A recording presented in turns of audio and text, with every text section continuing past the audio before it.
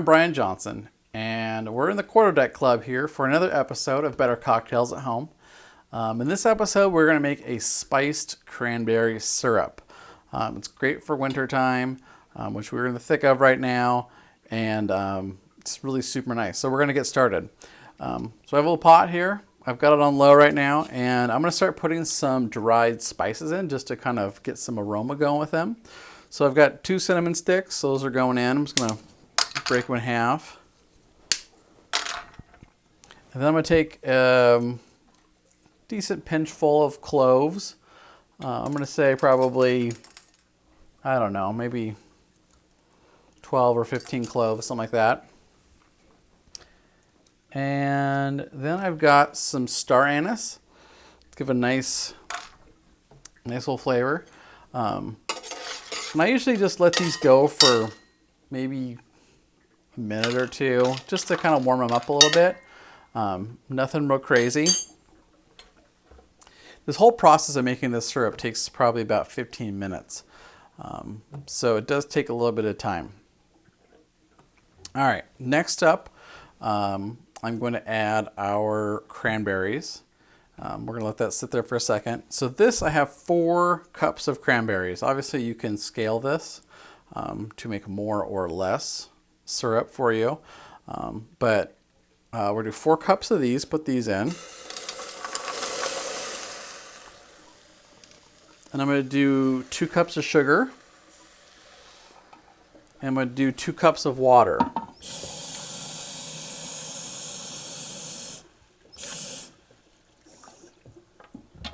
So we're pretty much making a 1-to-1 syrup here with the cranberries. And basically we're heating this up. And I'm just going to kind of mix it together. Get those spices integrated in.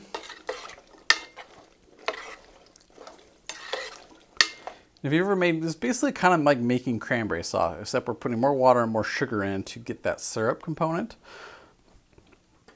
And now I'm going to add some orange peel. And I like to do a pretty nice, oh, that wasn't so good. A nice big orange peel, because it makes it easier to take it out if it's all in one piece.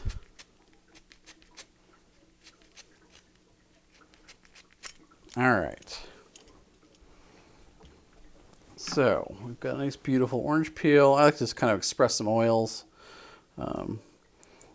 just to kind of get it started and drop that in.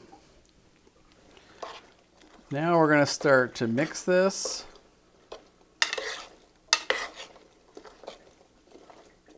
And you want to get the water kind of simmering, if you will, and you'll kind of see over time the cranberries are going to start to pop, and the water is going to turn from basically it's going to look clear with just sugar and the water, and it's going to start to get bright red from all of the cranberries bursting.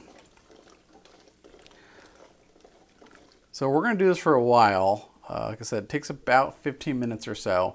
So we're probably going to speed this process up on film, because you probably don't want to sit there for 15 minutes. But we're going to come back when it's all done, and we're going to watch the final process of adding our a little bit of alcohol to help preserve it, and then we're going to bottle it. So let's do some fast forward magic here.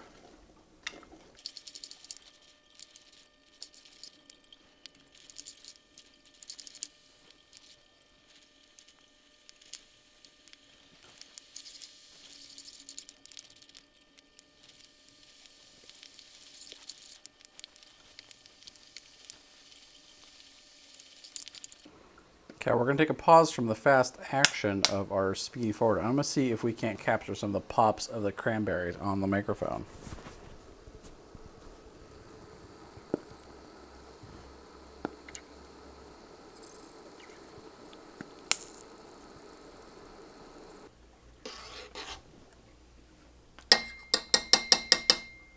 All right, so I've turned this off. We've got it going. We've got enough of the cranberries have broken they've released all that delicious smell. It does smell amazing.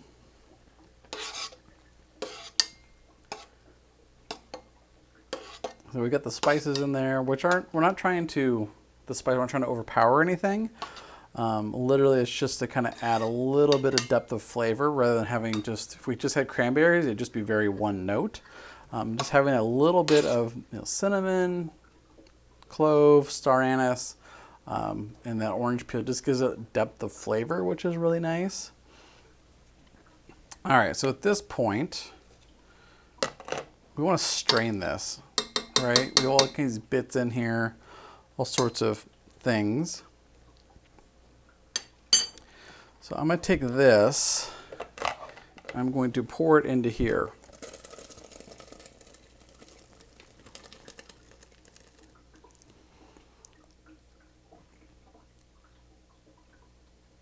Now it's going to start the process of slowly working its way through this mesh strainer. You can kind of help it along, obviously, kind of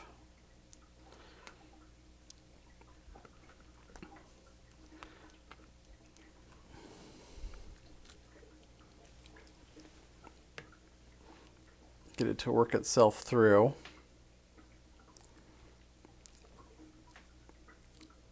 It's very hot, so be careful.